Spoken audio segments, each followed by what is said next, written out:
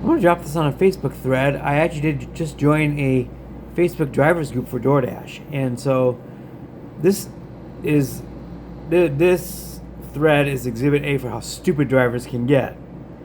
And by stupid, I mean simply uneducated, not necessarily acting stupid on purpose. A lot of drivers just do not know the ins and outs of vehicle expenses. They really don't. So what if I told you that vehicle expenses are more than just gasoline? They really are. And I've explained this before on the channel, but I will explain it again real quick. There are 4 different categories in the overall vehicle expense formula. You want to calculate all 4 of these and then determine what your overall expense rate per mile is. So what you want to do is you want to take your gasoline mileage. There are mileage calculators online for the gasoline component. This is the one that everybody thinks of when they think of expenses, but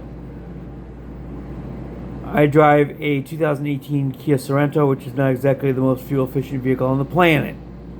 It's an SUV. So this one is such that my fuel expenses are 27 cents per mile. But you're like, okay, that's not terrible. But then you take you need a number of miles that you drive every month to include in the formula.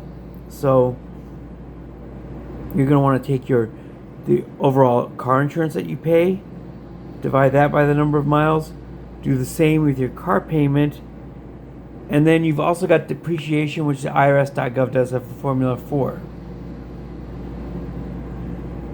There's also a 5th category that you're going to take your typical oil changes, tire rotations, things like that. You want to take that for the year, divide it by 12 months, and then you'll get and then divide it by the number of miles per month, and you'll get the number of cents per mile in deferred expenses. That's what this category is called. So there's actually 5 categories. And you need to add up your cents per mile on all 5 to get your overall vehicle expenses on your vehicle. Now, because my vehicle is a gas guzzler, relatively speaking, and it's an older model of 2018, so the deferred maintenance runs a little bit higher on this vehicle. And yes, I do still make car payments on it, and there is a deferred maintenance component as a result. My grand total expense is 72 cents per mile. Your IRS tax write-off is 70 cents per mile. I get all these people in this thread talking about how they make, $4,000 a month. You don't make $4,000 a month because you're not subtracting your expenses out of this. Every post in this thread is all these people bragging about how much money they're making per month. You're not making $4,000 a month. Let me get that straight right now. You're making probably a little under half that in overall profits. Depending on your market, you may actually be making even less. My market, as I've mentioned before on this channel, is a rural/semi-rural market, well north of the Twin Cities core urban centers. I'm north of the downtowns by about 35 to 30 miles. 30 miles from St. Paul, 35 miles from Minneapolis.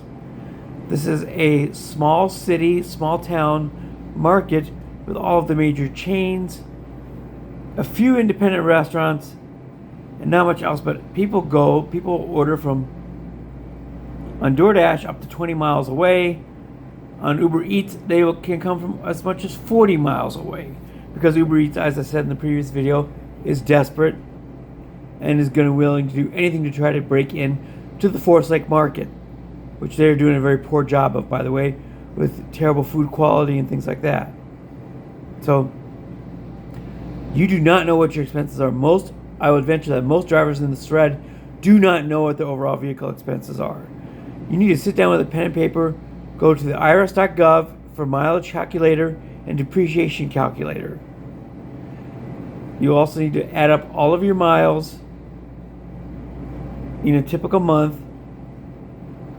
Take your overall deferred expenses or deferred maintenance, which are things like tire changes, oil changes, things like that. Divide that overall number by 12 for the year, and you get your average per month in deferred expenses. And then divide that by the number of miles that you typically drive in a month. You'll calculate your miles for the year divided by 12 to get an average there. That will get you your deferred expenses per mile. Gasoline, same thing. There are very interesting calculators online available to calculate that for you. And of course, you want to take the same thing and do that with your car payment if you have any, and your vehicle insurance, which everybody has. You want to get all of these numbers nailed down. You can't run a business if you don't know your numbers. Everybody in the business world will tell you that. But most drivers do not think of themselves like businessmen. They think of themselves as people who are just getting paid this money to drive. But they don't understand vehicle expenses. I would venture from the judging by this thread that 95% of drivers do not understand the vehicle expenses. And it has typically been estimated by several sources that 40% of drivers actually lose money doing this. So I'm going to post this link on that thread. Hopefully people will get over there and just watch this. Expenses, expenses, expenses. Again, what if I told you that probably 95% of drivers do not understand vehicle expenses? 72 cents per mile overall. In a market where most trips go out of town and you will come back empty almost every single time. $1.44 per mile is the break-even point on that. And I'm also calculating time spent in restaurants. This market has some of the longest waits in the country. We average 12 minutes per restaurant per trip. That's not a joke.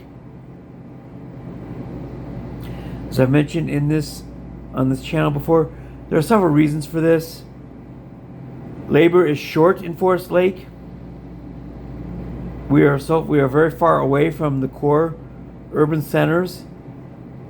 So most of that type of cheaper labor cannot make its way out here very easily. We have no public transit, by the way. None. Even though we are part of the Metropolitan Council District, we get virtually no public transit in Forest Lake. So labor from the cities cannot reach us.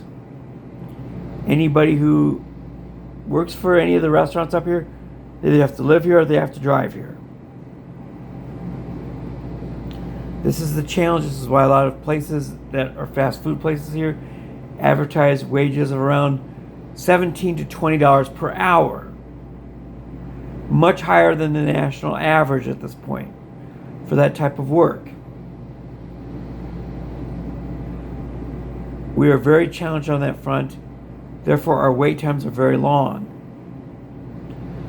As I mentioned also before on this channel, most of these chain restaurants do not prioritize the delivery business at all. They only have delivery business because of the pandemic. But they have since become addicted to the extra revenue that it provides, even as they have successfully rebuilt their in-restaurant businesses, which practically everybody here has.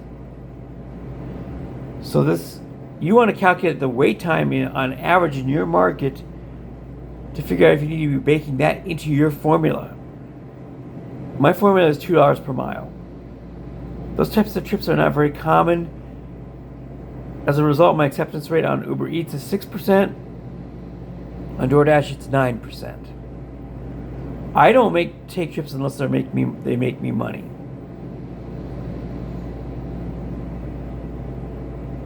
When I still had a full-time W-2 job, I occasionally took trips as what I call loss leaders. Because if you overall lose money on the year, you can use that as a tax write-off against your W-2 income. That option does not exist to me anymore. So I can't take loss leader trips. I need to make money on every single trip. You need to understand your expenses. And most people in that thread do not. So take those very simple steps. Get your numbers down. Figure out exactly what trips you're making money on. Have that number in your head. Every time a trip comes up, per mile, how much you need.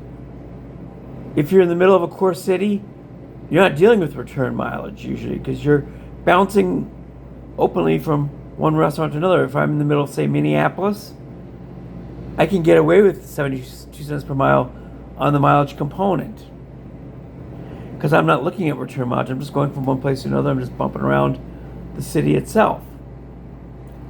But I'm also spending 35 miles each way to commute down and to commute back. Therefore, I don't opt to do this. I opt to take my trips in my home in Forest Lake. And for this reason, I have a minimum amount that it overall needs to be in addition to the $2 per mile. I usually need a minimum of $5 to $6 per trip. I call it the get off my ass premium. If I'm already comfortably at home, I'm going to be less motivated to get up and go somewhere for a very small amount of dollars. Now, if you give me a big amount of dollars, if you give me a trip that goes 10 miles for $20, yeah, I'm gonna move it. I'm gonna get up off this chair here. I'm gonna get on the road. And I'm gonna go take that trip ASAP. Or maybe not ASAP. Again, with that 12-minute wait time per average in my market, I'm not always in a hurry to get to the restaurants either. Because I just know they take forever, certain ones in particular. McDonald's, believe it or not, in this market is the fastest. They are the gold standard. I know in most of your markets that's not the case. Normally they're one of the worst. But here in this terrible wait time market, they're actually one of the best. It's remarkable. I always remind them of this. I compliment them every time I'm in there. I do that to really build a relationship with them because they're so good. I want a relationship. I want to be remembered.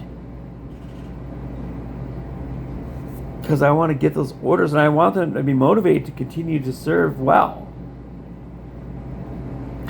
So I don't have to bake as much of a wait time in there. I can probably take $1.60 per mile on a McDonald's order and be okay. Because I know that the moment I get there, 90% of the time it's going to be ready and waiting in that cage. I just got to take the picture of the receipt on the bag, and off I go. $1.44 per mile is my break-even point. $1.60, I'm making a little bit of a profit. The trip is good. I'm not waiting in that place because McDonald's excels in Forest Lake. They're awesome. So that's some of the formulas there. Expenses. I would say based on this Facebook community thread, 95% of drivers do not understand this concept, and the apps want to keep it that way because they like the drivers stupid. They don't want the drivers to understand how much money they're really losing on this. Because if they did, they wouldn't drive. Or they'd be like me, they'd be more selective, and their acceptance rates would be in the single digits.